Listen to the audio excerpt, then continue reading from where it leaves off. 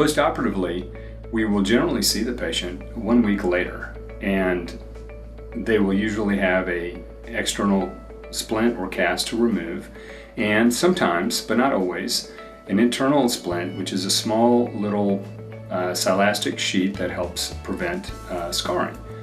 I generally do not use any packing, and if I have to use a little pad in the nose to help reduce some of the postoperative drainage, then at that point it is just suctioned on the day that the patient comes in postoperatively.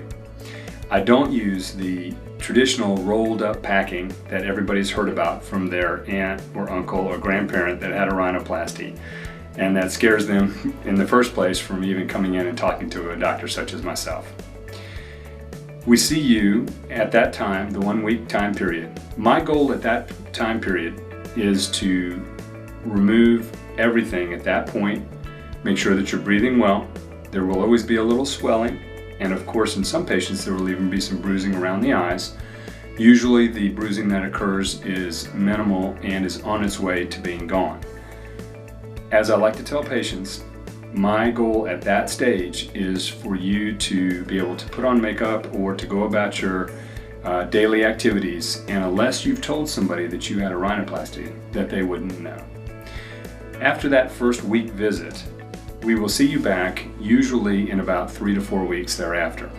What you can expect in those 3 to 4 weeks, and as I tell my patients to understand that there's usually quite a bit of swelling that has been compressed by the dressing that's been on the nose that becomes a little more noticeable in that second week after surgery. Thereafter, the swelling that's going to go down at that point is a much more slow process. If you can think of it as a patient on a diet who will lose a pound or two a week, they may not notice how much weight they're losing, but over time, others who haven't seen them will notice that there have been some changes. Most patients like the fact that the swelling goes down in a slower fashion so as to be less noticeable as a change immediately after surgery.